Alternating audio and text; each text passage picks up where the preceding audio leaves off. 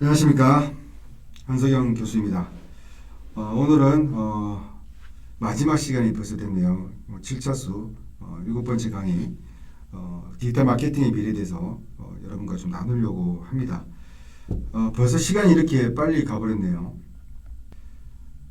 디지털 마케팅이라는 것이 워낙 새로운 이론이고 또 지금 현상적으로 디지털 마케팅이 워낙 중요함에도 불구하고 이것을 개념적으로나 학문적으로 다뤄진 적이 별로 없기 때문에 저도 이걸 준비하면서 상당히 좀 여러 가지 고민을 좀 많이 했고요.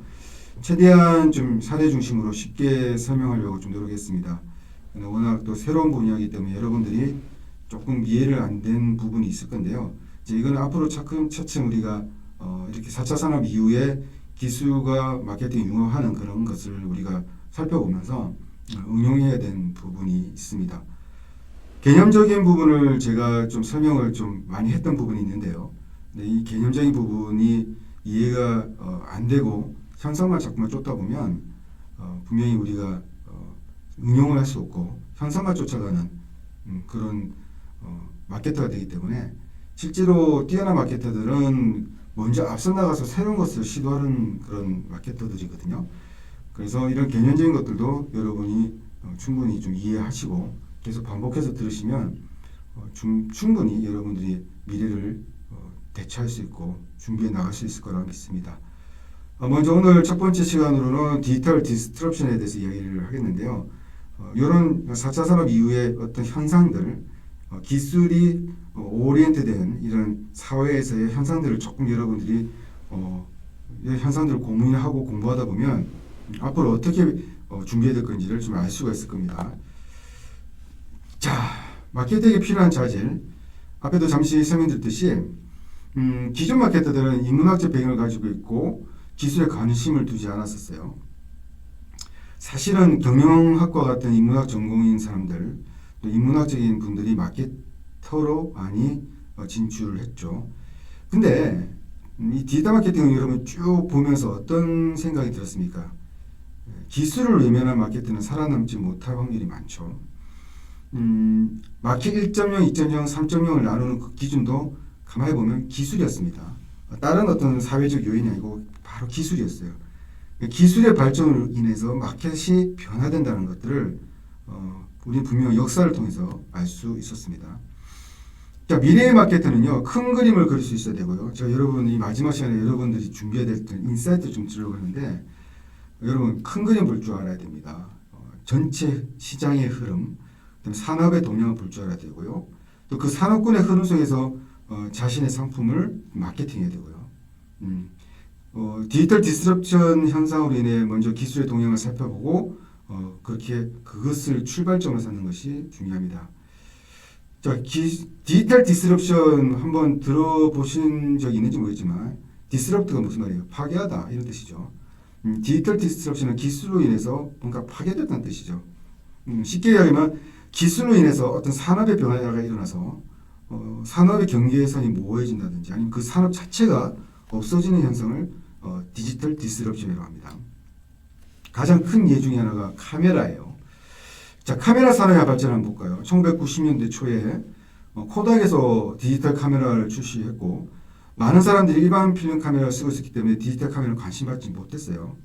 사실은 코닥이 먼저 했었어요. 네. 그게 좀 아쉽죠. 코닥 입장에서는.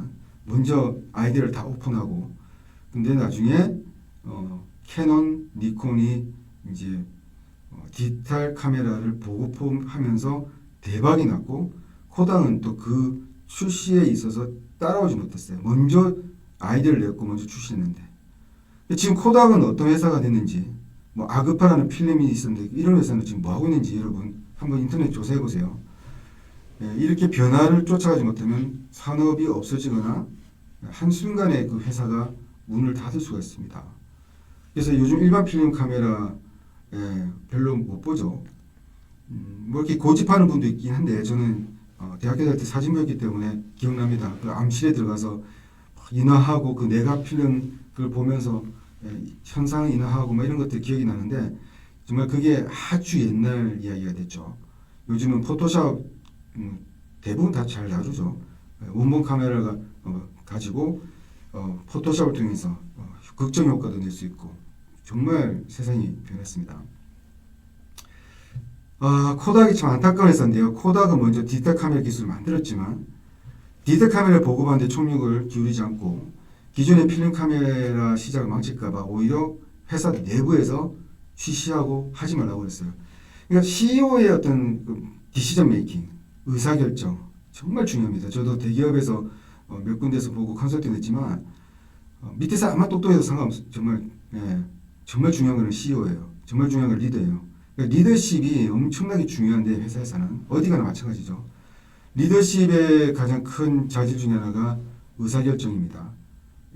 리더십들이 그렇게 물론 하는 데도 있지만 페이퍼를 많이 한다든지 엑셀 돌린다든지 프로그램 짜든지 이런 하죠. 근데 그들은 별로 일을 안 한 것처럼 보이지만 그만큼 월급을 크게 받고 그런 스트레스 받는 이유가 뭐냐면 그 자리에서 정확한 의사결정을 하라는 거예요. 그만큼 여러 가지 경험이 있고 여러 가지 미래를 볼 줄 아는.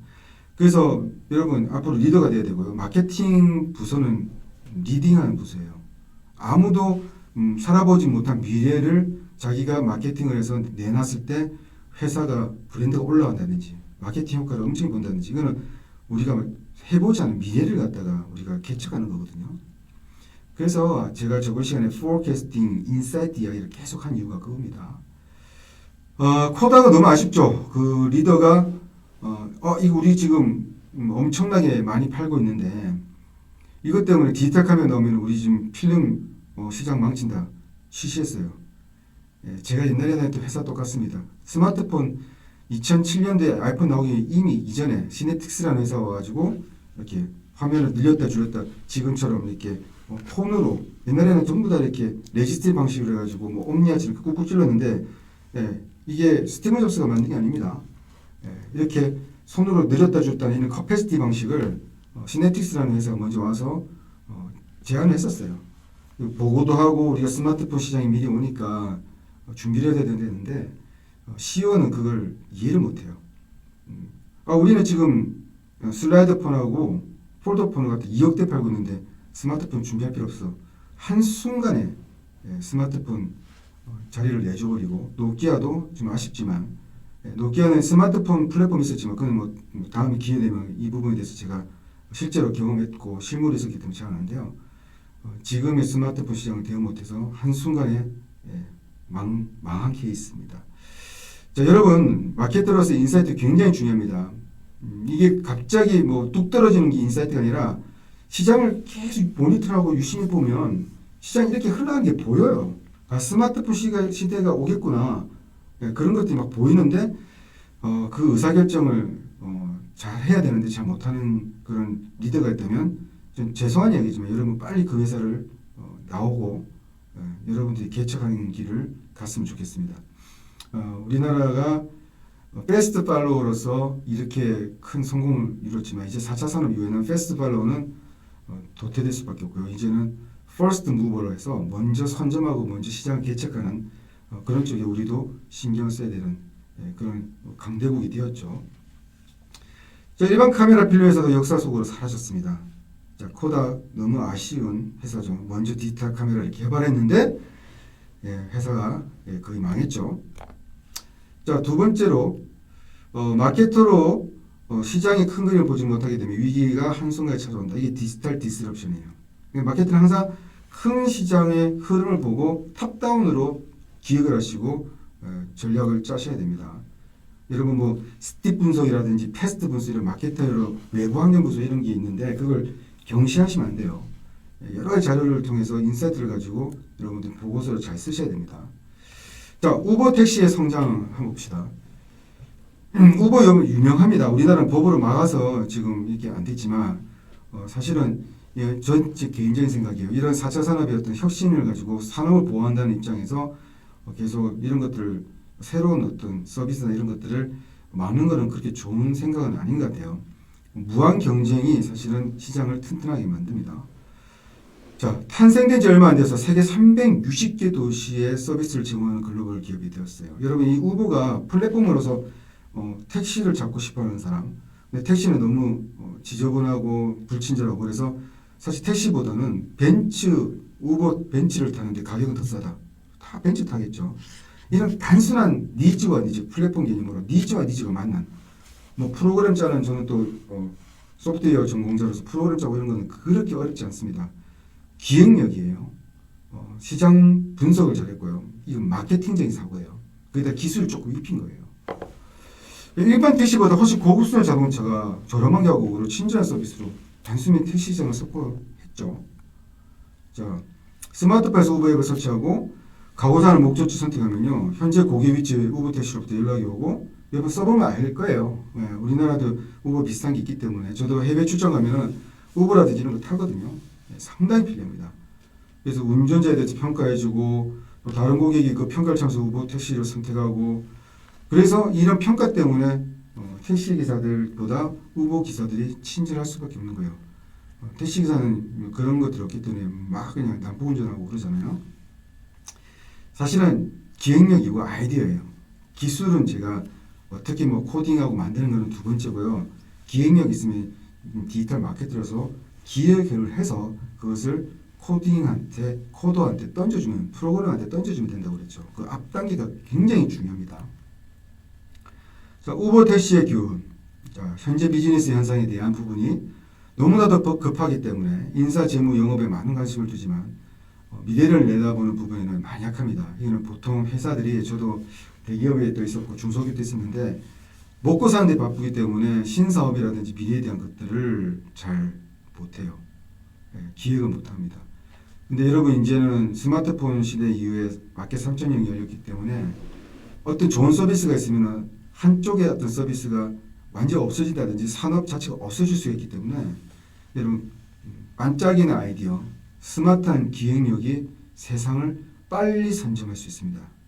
옛날 마켓 1.0 때, 2.0 때처럼 하드웨어 중심적이었을 때는 그게 불가능했지만 시간이 많이 걸리기 때문에 근데 스마트폰이 이제 마켓 3.0은 어느 누구라도 이 스마트폰에 조금 더 기획력을 가지고 서비스가 대박이 나면 그게 플랫폼이 되면 세상을 변화시켜버려요. 저는 여러분이 이 강의를 듣는 우리 제자들 또 학생들이 세상을 선도하고 세상을 변화시키는 그런 디지털 마케터가 됐으면 좋겠습니다. 기업은 항상 미래에 준비를 하셔야 되고요. 초기에는 돈이 없으면 10% 정도, 진짜 없으면 5% 정도라도 좀 할애해서 컨설팅도 받으시고 또 그걸 가지고 내부의 어떤 기획자를 통해서 같이 미래에 대한 어떤 기획을 하셔야 됩니다. 좀 회사가 좀 커지고 자본금이 탄탄하고 수익이 있다고 그러면 저는 20% 이상을 신사업에 쏟으라고 좀 이야기하고 있습니다. 여러분이 지금 회사를 운영할 때 그 회사 아이템이 영원토록 그 아이템으로 돈을 번다는 보장이 없습니다. 앞으로는요. 워낙 산업이 변하기 때문에 또 디지털 디스럽션 통해서 산업 자체가 없어지기도 하기 때문에 그렇습니다. 기술의 발전과 미래에 대한 준비. 기술은 항상 우리의 삶과 밀접한 관계가 있고요. 마켓 1.2, 2.0, 3.0 나눌 때도 기술이었고요. 지금 마켓 3.0 이후에는 기술이 우리의 삶의 거의 한 파트가 되어버렸어요. 같이 살고 있다고 보셔야 돼요. 기술은 우리가 모르게 삶에 큰 영향을 주고 이것은 사실 경제의 근간을 흔들고 있습니다. 기술에 대한 대응이 없으면 이제는 비즈니스를 하기 힘든 시점에 옵니다. 심지어 농업 같은 1차 산업, 2차 산업도 요즘 스마트팜이라 해서 기술에 입혀서 생산성을 높이는 그런 것들 막 생긴 것처럼 기술이 인류의 삶에 흡수되는 속도가 너무나도 빨라졌죠. 저 기술에 대한 이해와 예측은 공학자나 기술자만이 가져야 될 게 아니라 기업에서 전략을 수립하는 잘 들으셔야 됩니다. 정말 여러분 마케터이기 때문에 경영자나 마케터들이 오히려 더 기술에 대한 관심을 가져야 됩니다. 여기서 이야기한 것처럼 앞에 이야기한 것처럼 기술의 그 뭐 코딩을 한다든지 기술의 깊은 내용을 알 필요는 없고 제가 말했죠 디지털 팩트 그 기술이 우리 인간에게 주는 팩트 그 효과 그 사실들에 대한 것들을 집중해서 기획을 하셔라 이 말입니다. 자, 두 번째 세션으로는 IoT에 대해서 좀 얘기를 할게요. 미래의 디지털 마케팅 미래에 어떤 영향을 준 것 중에 저는 IoT, 인터넷 오브 띵 이런 부분이 좀 큰 영향을 미친다고 보고 있기 때문에 IoT에 대해서 조금 얘기를 좀 나누겠습니다. IoT는 사물 인터넷이라고 한국말로 하면 번역하면 그렇고요. 가전제품, 모바일 장비, 웨어러블 컴퓨터 등 각종 사물의 센서와 통신 기능을 예정하여 인터넷에 연결하는 기술이에요. 그러니까 이 사물 모두에 인터넷에 연결해서 다 클라우드에 다 연결해서 거기서 서비스한다는 뜻입니다. 야, 이런 개념이 나타날 때 여러분 미리 디지털 마케팅 제 수업을 들었으면 느낌이 오겠지만 이렇게 되면 빅데이터는 어떻게 되죠? 스마트폰 안에서도 엄청난 빅데이터가 지금 클라우드에 모이지만 IoT가 되면 세상 모든 정보가 다 클라우드에 모인다는 거죠. 그러면 이 클라우드 서비스 갖고 있는 회사, SaaS, SaaS라는 표현을 쓰는데, 서비스 에즈 플랫폼이라는 표현을 많이 하는데, 이런 SaaS 어떤 플랫폼 서비스 갖고 있는 회사는 세상 모든 정보를 다 흡수하고 그걸 가지고 엄청난 비즈니스 기회가 있는 거죠. 빅데이터 마케팅, 제가 이야기했던 것처럼. 그래서 IoT가 사실 또 세상을 크게 또 뒤흔들 겁니다. 스마트폰은 사람과 사람을 연결하다 보면 IoT는 사람뿐만 아니라 사물, 전 세계 모든 것이 인터넷 연결되는 구조예요. 그렇게 되면 리얼월드와 벌추얼의 경기가 지금 스마트폰 때문에 거의 없지만 더 없어질 수도 있어요. 여러분 스테이 플러스 원인가 그 스필버그 제작사가 만든 영화 보면 이렇게 VR을 뒤집어 쓰고 가상세계로 들어가 버리지만 실제가 현실이 어딘지 모를 정도로 헷갈려 버리는 거죠. 그런 세상이 지금 우리 앞에 지금 다가오고 있고 그 가상세계에서 어떻게 서비스를 만들어야 될지 디지털 마케터로서 또 숙제가 남아있는 겁니다. 마켓 3.0과 훨씬 다른 이제 마켓 4.0으로 제가 얘기했는데 마켓 4.0은 필립 코트로의 책의 마켓 4.0하고 좀 틀립니다. 저는 마켓 4.0은 마켓 4.0의 3.0의 스마트폰 그 다음 세계를 저는 말하고 있어요. 그 다음 세계가 사실 기술에 오리엔트된 사실은 인공지능 기반의 여러 가지 IoT와 여러 가지 스마트폰, 넥스트 스마트폰, 포스트 스마트폰 시대를 저는 마켓 4.0으로 좀 정의를 했는데요. 그 부분에 대해서는 조금 더 이제 미래에 대한 것을 예측해서 제가 좀 정리해서 책을 좀 쓰려고 합니다. 빅데이터를 통해서 더 많은 서비스들이 등장하게 될 것이고요. 상상하는 그 이상의 새로운 시장이 앞으로 나올 겁니다. 아직 정확하게는 뭔지 모르겠지만 어느 정도 감은 잡을 수 있죠. 지금 스마트폰도 이렇게 세상을 뒤는데 IoT가 되고 이제 자동차도 이제 자율주행을 넘어서 인터넷도 다 연결돼서 자동차 안이 새로운 어떤 플랫폼이 될 수 있고요. 무궁무진합니다. 이런 부분에 대해서는 여러분들이 예측을 좀 하셔야 됩니다. 자, 구글 글래스는 인터넷에 유튜브에 들어가서 구글 글래스를 한번 인터넷 쳐서 한번 사용한 것을 실제로 한번 보세요. 될 수 있으면 만약에 여력이 되면 구글 글래스 같은 것을 사서 한번 써보라고 저는 얘기하고 싶습니다. 굉장히 혁신적인데 아직 대박을 치지 못한 이유는 제가 볼 때 너무 빨리 나왔기 때문인데 앞으로 구글 글래스 같은 것들 안에 하드웨어는 구글 글래스지만 그 안에 여러분이 해야 될 서비스가 잘 입혀지면 이 구글 글래스는 또 엄청난 센세이션을 일으킬 거라고 저는 보고 있습니다. 자, 구글 글래스를 쓰고 있으면서 스마트폰과 같은 일을 할 수 있고요. 그리고 문자 메시지 도착, 구글 글래스 안경 화면에 메시지도 볼 수 있고요. 사실 구글 글래스는요, AR, 어그멘트 리얼리티를 있잖아요. 현실과 이게 현실과 가상이 이게 겹치는 거, 그 어그멘트 리얼리티 AR이라 하는데 자동적으로 AR 기능이 여기 딱 보면서 태생적으로 AR이에요, AR. 그러니까 현실을 보면서 중간중간 가상세계하고 겹쳐가지고 보면서 벌추얼드의 일을 보이스 레코그니션으로 명령을 해서 막 움직이고 안에서 보고 그리고 내가 보고 움직이는 것들이 전부 다 클라우드에 연결이기 때문에 이 구글 글래스 같은 서비스를 만드는 회사는 그 사용자의 모든 데이터, 거의 모든 데이터를 게더링 할 수 있다고 보여집니다. 그럼 그 데이터가 얼마나 큰 파워가 있는지 지금 이렇게 문자로 보시면 감을 못 잡는데 여러분 꼭 유튜브에 구글 글래스를 한번 인터넷에 찾아서 사용법 보세요. 엄청납니다. 탁월합니다. 구글은 IoT 기기 중에 왜 안경이라는 기기를 처음 선보였을까? 참 인사이트가 엄청 있죠. 가만히 보세요. 구글 글래스를 딱 끼는 순간 이 자그마한 안경에 무슨 하드웨어가 얼마나 있겠으면 전부 다 통신이 돼서 그럼 데이터 수집은 클라우드에서 하겠죠. 그럼 어마어마한 매 순간 데이터가 다 습수가 되는 거예요. 그래서 구글의 사명이 Don't be devil이라는 이야기를 자기들이 하는데 악해지지 말자. 왜냐면 모든 사람들의 데이터를 게더링을 지금 다 하고 있는데 구글 글래스를 통해서 더 많은 데이터가 아마 모일 겁니다. 자, always on이죠. 이제는 뭐 스마트폰은 물론 시공간을 초월했다고 표현하지만 구글 글래스는 아예 그냥 몸에 부착됐기 때문에 진짜 always on이죠. 고객이 하는 모든 것, 보는 것, 이동하는 것, 말하는 것 전부 다 데이터로 쌓입니다. 아까 말했던 그냥 태생적으로 AR 디스플레이고요. 그리고 구글 글래스는 24시간 우리 몸에 붙어 있고요. 위치 데이터, 음성 데이터, 시각 데이터가 다 쌓입니다. 참 재밌는 세상인과 동시에 무서운 세상일 수도 있죠. 구글 글래스를 쓰고 있으면 구글 글래스 화면을 통해서 리얼월드를 보는 것이고 구조상 자동적으로 AR 디스플레이를 보는 거고 AR의 모든 디지털 팩트는 구글 글래스의 디지털 팩트예요. 무슨 말인지 알겠죠? AR의 모든 이 디지털 팩트, 그 효용, 이렇게 보는 것들은 이 구글 글래스의 디지털 팩트이기 때문에 그 데이터가 엄청난 겁니다. 자, 요거는 다음에 우리가 실습을 같이 할 수 있을 때 이 구글 글래스로 어떤 서비스를 하시면 좋은지 실습하면 좋겠는데 우리가 이제 유튜브 강의고 비디오 강의이기 때문에 이 장은 스킵을 하겠습니다. 다음에 학생들이 또 저랑 같이 기회가 돼서 오프라인 수업할 수 있으면 요걸 한번 우리가 디지털 레버리징이라는 방법론을 통해서 만들어 봤으면 좋겠어요. 네. 자, O2O에 대한 이야기.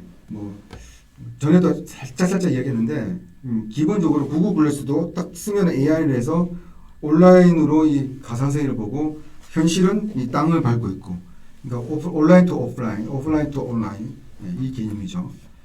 자, 마켓 4.0 이제 이런 웨어러블로 되고 IoT가 되면서 모든 것이 인터넷에 연결돼서 리얼월드, 벌추얼월드의 경계가 없어질 겁니다.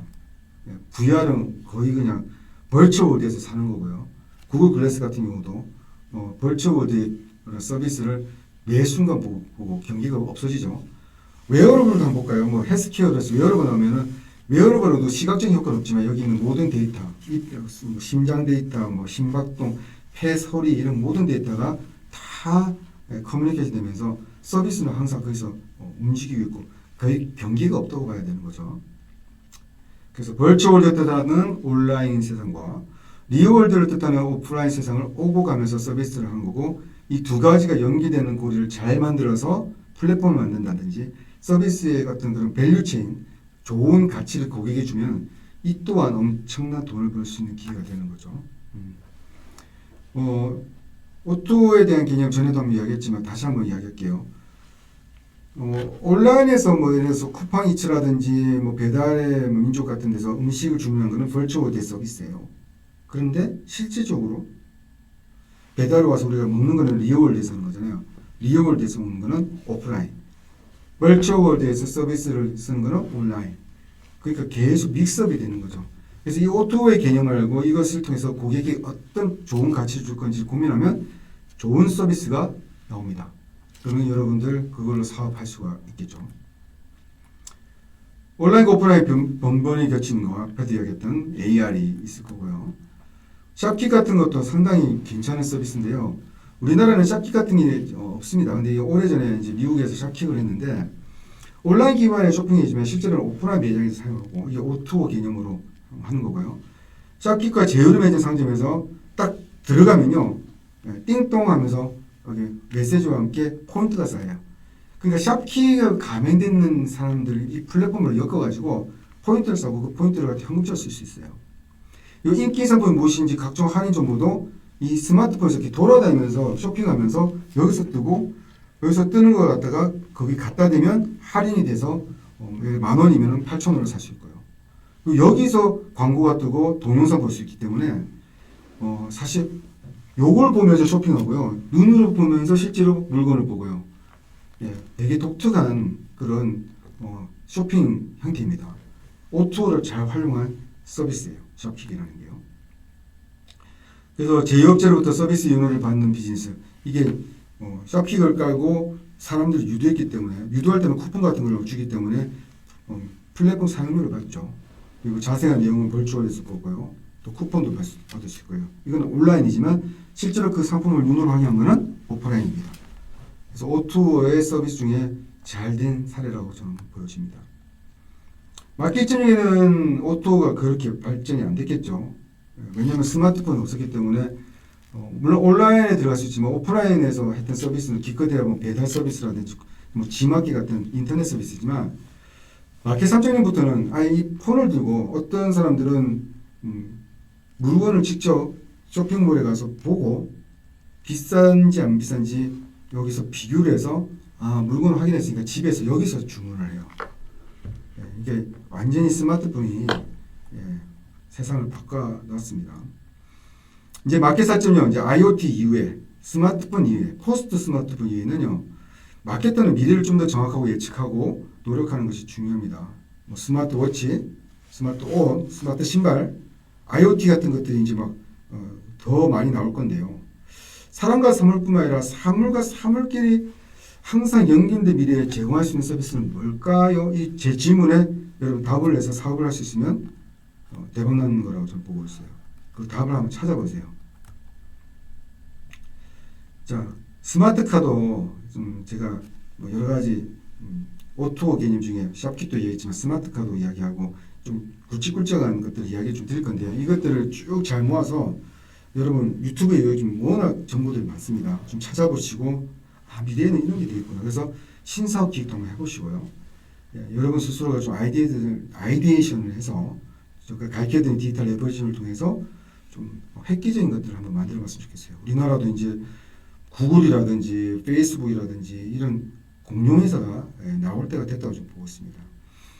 제가 그 휴대폰을 만드는 회사에 있을 때 텔레매틱스 만드는 회사가 그 부서가 따로 있었어요. 근데 이 텔레매틱스는 옛날 90년대 보면은 제네럴 모터스 미국 회사죠. 처음 했고 자동차와 무선 통신을 결합해서 차량의 실시간 위치 파악하고 원격 뭐 차량 제어 이런 것들 간단한 걸 했는데 이게 이제 커넥티드 카의 개념이 시작된 거예요. 근데 이제는 이게 테슬라 같은 데 보면은 테슬라 제가 이제 테슬라를 모르고 있지만 정말 심플해요. 뭐 앞에 뭐 아무 조작 없고 그냥 가운데 화면 하나 따랑 있어요. 근데 지금 3년째 보고 있는데 몰아보니까 뭐 복잡하게 필요 없고 그 가운데 화면 하나만 있으면 충분하더라고요. 그래서 이 안에서 여러 가지 뭐 좋은 정보들이 있는데 이제 앞으로 여기서 서비스가 들어오게 되면 엄청날 거라는 생각이 듭니다. 스마트폰이나 IoT 기술이 발전되지 않은 상태에서 이미 이런 컨셉이 이미 나왔어요. 아까 코닥이 먼저 디지털 카메라의 컨셉을 냈던 것처럼 이미 나왔는데 이걸 누가 할 것이냐. 글로벌 자동차 업체 현대, 닛산, 토요타, GM, 폭스바겐 많죠. 이런 회사들이 사실은 제 강의 들으면은 그분들이 조금 생각이 바뀌고 있지만 저는 사실은 그런 회사보다 IT 회사가 사실 이런 스마트카를 만들어서 요즘 어느 누구도 자동차를 만들 수 있잖아요. 내연기관 있을 때는 그 엔진 기술이 되게 어렵기 때문에 이걸 따라잡기 위해서는 5년, 10년 걸리지만 요즘은 좋은 부품, 특히 배터리 기술, 우리나라 넘버원이죠. 배터리 기술 제휴하고 모터 좋은 거 제휴하고 차량 조립 잘하면 아니 좋은 서비스를 할 수만 있다면 저는 넘버원 테슬라라든지 이런 자동차, 전기자동차 시장을 후발주자지만 넘어설 수 있다고 저는 보고 있습니다. 고도화된 새로운 서비스, 그게 뭘까요? 여러분들이 고민을 해보시길 바랍니다. 자, 글로벌 자동차의 스마트카 연구를 볼게요. 벤츠, 운전자의 습성과 과거 이력을 바탕으로 운전자가 자주 가는 장소를 스스로 검색해주는 서비스를 했고요.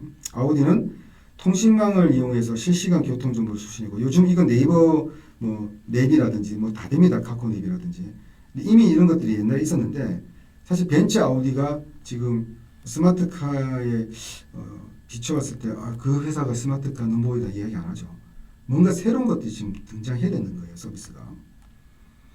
자, 커넥티드카와 스마트카의 차이는 그런 앞에 이야기한 것처럼 이렇게 클라우드로 연결해서 이렇게 제어가 되고 위치 추적이 되는 거지만 스마트카는 그것보다 이 자동차 안에서 뭔가 새로운 서비스가 있으면서 좀 더 똑똑하게 인공지능을 통해서 자율주행뿐만이 아닙니다. 저는 자율주행도 스마트카의 가장 중요한 요소지만 앞으로 스마트카 안에 뭐가 더 들어올 거라는 생각이 들어요. 또는 미래를 예측할 때 그걸 잘 서비스를 만드는 그런 회사가 세상을 선점할 거라 좀 보고 있습니다.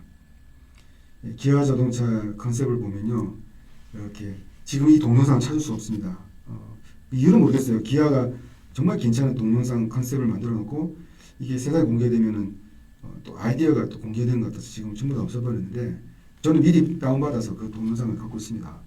그래서 이렇게 휴대폰으로 위치를 딱 갖다 주면 이 자율주행차, 그때는 이제 그 운전사가 있더라고요. 운전자가 어디 가십니까 물어보지 않고 여기서 바로 탁 날리면은 그 위치에 가고, 그리고 그 위치에서 하나다 번호를 찍고 내가 뭘 하고 싶어 딱 찍으면 인공지능이 추천해서 여기 들려서 뭘 사고, 여기 들려서 꽃을 사고, 여기 들려서 빵을 사고, 여기 들려서 영화를 보고 이렇게 데이트 코스를 탁 짜주더라고요.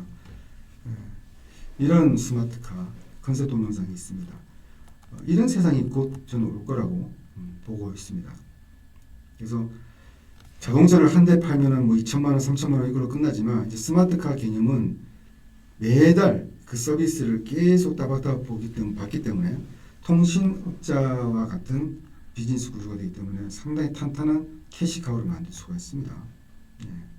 그리고 자동차 업체는 플랫폼 서비스를 자동차에서 만들고 서비스를 위한 인프라를 구축하고 있다면 자동차 업체가 플랫폼에서 거듭나게 되고 새로운 비즈니스 모델이 창출되는 거죠.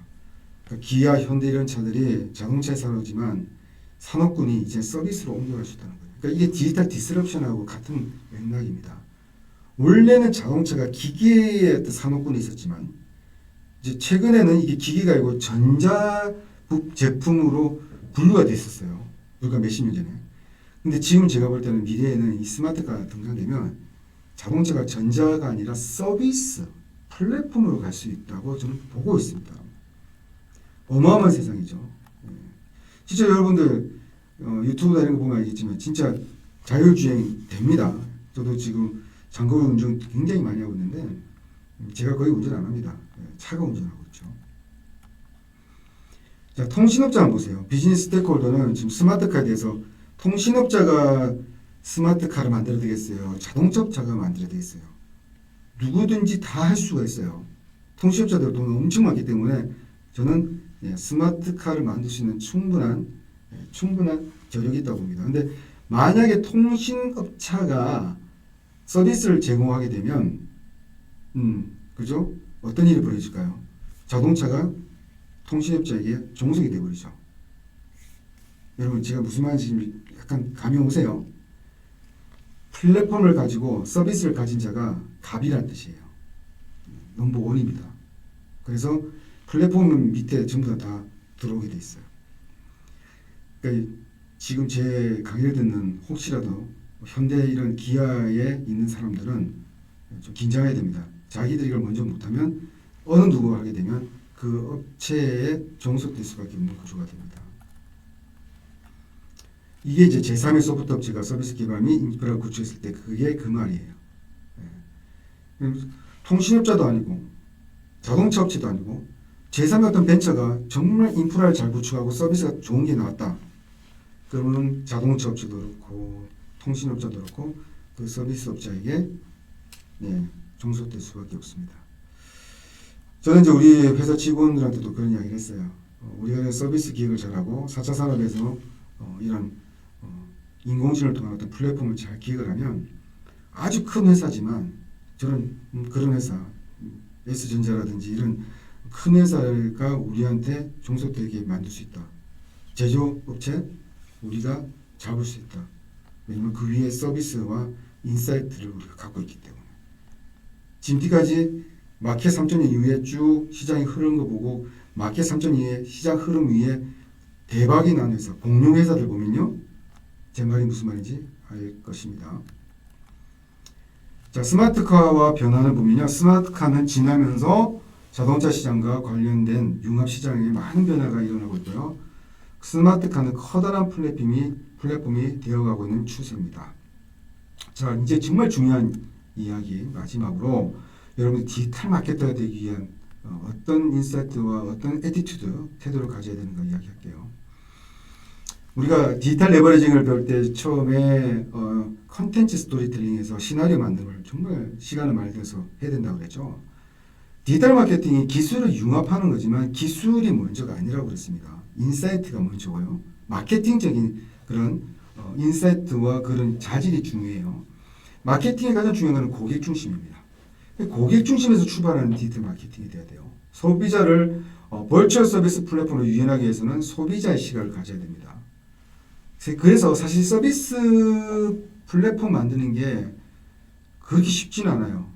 정말 이 서비스 내기 전에 디지털 레버리징의 디지털 익스피리언스 마지막 단계를 정말 내부적으로 많이 시나리오를 만든 걸 품평회를 하고 입체적으로 이게 이렇게 되면 될까 저렇게 되면 될까 잘 규격화시켜서 이 정도면 충분히 시장이 먹히겠다. 그래서 출시를 해야 됩니다. 자, 철저히 고객 중심 서비스에서 그렇게 되면 많은 사람들이 뭐죠? 그럼 그 서비스 플랫폼이 됩니다. 이게 선순환 구조예요. 그러면 그 플랫폼이 되면 데이터가 엄청 모이죠. 그럼 그 데이터를 가공을 하면 또 새로운 좋은 서비스가 나오는 거죠. 그래서 플랫폼이 먼저고 플랫폼 이전에 좋은 서비스가 문제예요. 그럼 좋은 서비스는 플랫폼이 되고 플랫폼은 빅데이터를 낳고 빅데이터는 또 다시 가공해서 좋은 서비스를 내서 계속 선순환이 되면서 그 회사가 팽창하게 되는 겁니다. 철저히 고객 중심의 서비스 시나리오를 만들기 디지털 마케팅 이름으로는 기술을 많이 그리고 더 깊이 알아내는 그런 고정관념을 버리시고요. 철저히 고객 중심의 인문학에서 디지털 팩트라고 얘기했죠. 디지털 팩트를 잘 찾아서 접목하라는 뜻입니다. 고객이 원하는 시나리오를 항상 고민해라. 항상 고객 중심이 되라는 거죠. 자, 두 번째로 여러분 미래지향적인 마케터, 디지털 마케터가 되기 위해서는 큰 그림을 보는데 기술이 동양입니다. 기술 안에 깊은 내용 챗GPT, LLM, 라지, 스케일 모델 이런 것들 어떻게 만드는지 파이썬 어떻게 코딩하는지 저는 그걸 갖다가 여러분 하라고 하지 않습니다. 기술의 큰 그림. 챗GPT가 이렇게 소통할 수 있게끔 되어 있네. 이걸 어떻게 활용할 건가? 그 인문학적인 것들, 디지털 팩트를 찾으시라는 거죠. 소비자의 소비 패턴이라든지 이런 행동 패턴, 심리적인 것들, 디지털 그러니까 유저 비헤이버, 소비자 행태라고 그러죠. 그런 것들을 고민하셔서 기술의 동향과 접목해서 이걸 융합하면 이렇게 되겠네. 디지털 레버리징의 방법론을 써서 새로운 어떤 서비스를 한번 해보라는 겁니다. 자, 기술 동향을 살피는 팁은 저도 많이 이걸 갖다가 훈련을 받았는데요. 제가 딱 출근하면 8시에 출근하거든요. 그때 8시에 출근했는데 9시까지 정말 처음에는 시간이 한 3, 4시간 걸렸지만 이제 1시간이면 충분하더라고요. 왜냐면 반복되니까. 기술에 대한 그런 정리된 사이트들이 굉장히 많습니다. 신문도 많고요. 그 신문들을 쭉 읽으면서 A4 한 장짜리로 제목 위주로 쭉 정리해서 정부서에 팍 뿌렸어요. 이렇게 세상이 흘러간다. 처음에 좀 많이 시간이 걸렸지만 나중에 딱 기사 제목만 봐도 세상이 이렇게 흘러가는구나. 그런 게 감으로 잡히더라고요. CES에서 어떤 기술이 뜨고 있는가 이런 것들 제목만 읽어도 계속 반복해서 읽었던 훈련이 된 사람들은 알 겁니다. 세상이 이렇게 돌아가고 있구나. 그럼 이거는 큰 기회네. 이렇게 되는 거죠. 자, 그리고 여러분 이 디지털 마케팅 기술적인 마케팅이기 때문에 우리가 디지털 레버리지 방법론으로 디지털 마케팅 어떻게 하는지 알려드렸잖아요. 이제는 협업하는 그런 훈련을 좀 하셔야 됩니다. 혼자서 유아독존으로 뭔가 큰 대박 나기가 힘들어진 세상입니다.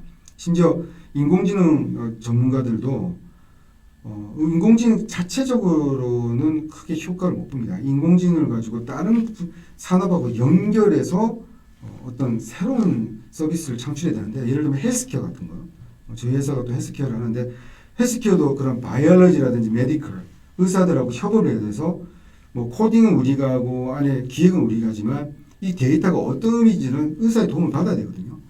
그래서 이제는 같이 협업하는 부분이 필요하고요. 또 여러분 순수한 마케팅도 혼자서 이렇게 막 고민해서 창의적인 것들 잘 안 놉니다. 협업하고 서로 같이 디자인하고 그런 협업하는 훈련을 좀 하셔야 돼요. 앞으로는 더더욱 그렇게 세상이 변할 겁니다. 협업의 장점은 다른 팀원들과 대화하는 가운데 또 좋은 결과가 나오는 거 당연하고요. 다른 지식을 협업하는 가운데서 혼자 생각지도 못한 게 나오고 남의 경험을 또 우리가 그걸 가지고 또 내 경험을 합쳐서 또 새로운 게 나올 수도 있고요. 예, 디지털 레버링도 협업 방법이죠. UCD 디자인하는 UCD 유저 센트릭 디자인도 협업하는 것으로 출발을 하는 거죠. 자, 그래서 오늘 마지막 시간에 이 우리 디지털 마케터로서 어떻게 여러분 태도를 가져야 되고 어떻게 준비해야 될지, 그리고 기술의 동향에 대한 부분, 뭐 IoT에 대한 부분, 스마트카 이런 이야기를 줬는데, 여러분 이제 이걸로 강의는 끝나지만 앞으로 이 디지털 마케팅에 대한 공부는 계속 무궁무진하게 열려 있고 앞으로 해야 되는 거고요. 저도 쉬지 않고 계속 이 부분을 좀 연구를 해서 더 좋은 논문도 쓰고 또 이 디지털 마케팅에 대한 깊은 내용을 또 잘 체계화해서 여러분에게 좀 잘 포장을 하고 잘 또 풀어서 여러분에게 좀 전달하려고 좀 노력하고 있습니다. 여러분 그동안 참 어려움을 있다고 할 수 있는 또 새롭다 하면 새로운 어떤 그런 분야를 듣는다고 고생하셨고요. 이해가 안 되는 부분은 계속 반복해서 들으시면 되고요. 또 진짜 하다가 어려운 부분이 있고 그러면 이렇게 제가 제 이메일을 공개를 할 테니까 거기에 메일을 주시든지 연락을 주셔서 또 질문사항 있으면 언제든지 물어봐 주시고 그렇게 하면 좋을 것 같습니다. 하여튼 7개 강의를 듣는다고 고생 많으셨고요. 여러분 앞으로 미래를 선도하는 훌륭한 디지털 마케터가 되기를 정말로 좀 기원합니다. 여러분 고생 많으셨습니다.